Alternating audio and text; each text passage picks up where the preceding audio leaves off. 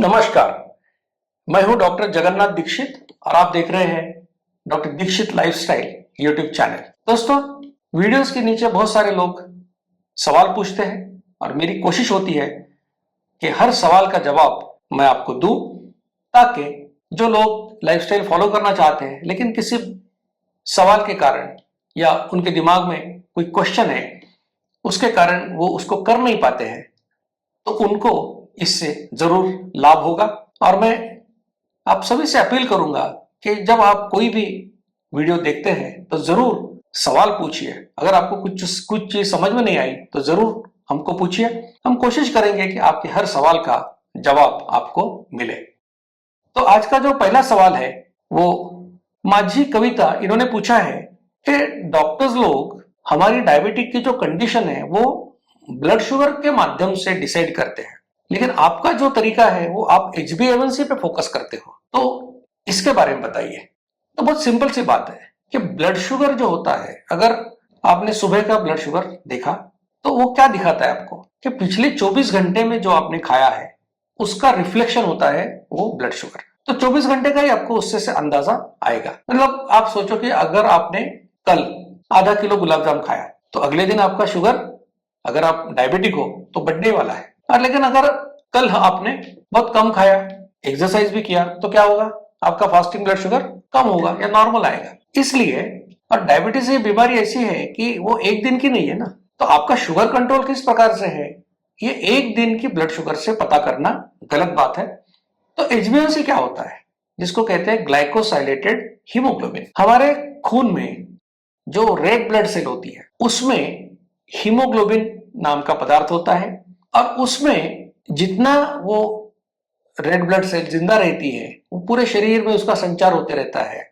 तो उस समय जो खून में हमारे ग्लूकोज है वो उसका ग्लाइकेशन हो जाता है।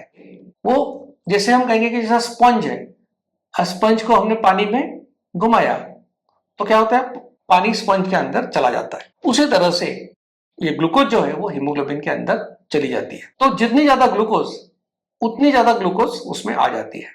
इसलिए HbA1c हमको पिछले 3 महीने का अंदाजा देता है कि शुगर कंट्रोल किस प्रकार से है।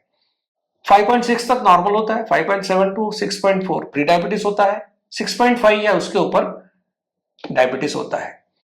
अब एक बात आप समझ लें कि HbA1c से हमको क्या कि लाल रक्त पेशी या कोशिका जो है उसमें जितना ग्लूकोज जमा है उसका पता चलता है, जिसको हम कहते हैं ग्लाइकेशन का पता चलता है। लेकिन ये ग्लाइकेशन प्रोसेस ये सिर्फ खून पे नहीं होता है, ये किडनीज में भी होता है, ये लिवर में भी होगा, या हर एक ऑर्गन में होगा। और वहां पर तो हम कोई टेस्ट नहीं करते जैसे HbA1c जैसी टेस्ट जिससे पता चले कि किडनी के इसमें कितना ग्लाइकेशन हुआ है। तो HbA1c पूरे शरीर में जितना भी ग्लाइकेशन हो रहा है उसका भी एक प्रॉक्सी इंडिकेटर है, एक अप्रत्यक्ष निदर्शक है। तो इसलिए HbA1c काफी इंपॉर्टेंट है। इसका मतलब यह नहीं कि HbA1c एक ऐसा एक टेस्ट है कि जिसकी वजह से आपको पूरी जानकारी मिलेगी, नहीं, क्योंकि HbA1c भी कुछ चीजों के ऊपर डिपेंड करता है कि अगर आपको एनीमिया है, खून की कमी है, तो उसका असर आपके HbA1c के ऊपर दिखता है। लेकिन आपको समझ में आया होगा कि जब हम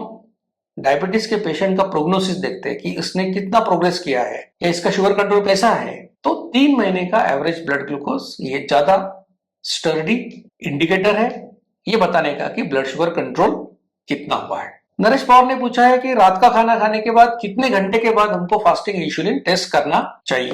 तो अगर आपने रात का खाना 9 बजे खत्म किया तो अगले दिन सुबह 7 बजे से 9 बजे तक यानी 10 से 12 घंटे का फास्टिंग रखकर आप इंसुलिन लेवल टेस्ट कर सकते हैं। और ब्लड शुगर के लिए भी वही टाइम है कि उस समय आप ब्लड शुगर कर सकते हैं। ऐसी जानकारी, जो साइंटिफिक जानकारी मैं देते रहता हूं, वो आपके पास सबसे पहले पहुंचे, इसलिए विनती करूंगा कि doctor Dixit lifestyle YouTube channel को आप जरूर लाइक कीजिए, शेयर कीजिए और सब्सक्राइब कीजिए। धन्यवाद। मधुमेह निवारण एवं वजन घटाने के लिए डॉक्टर दीक्षित मंत्र।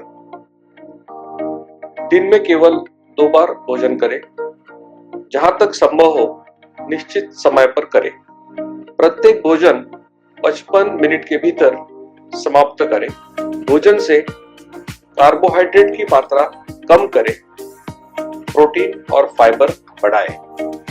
न्यूनतम 45 मिनट के लिए दैनिक एरोबिक व्यायाम सुनिश्चित करें। दो भोजन के बीच में बिना अतिरिक्त स्वाद डाले काली या हरी चाय या पतली छाछ और पानी जितना आपको चाहिए। मधुमेह निवारण और वजन घटाने के लिए आपको अडोर समूह की तरफ से शुभकामनाएं।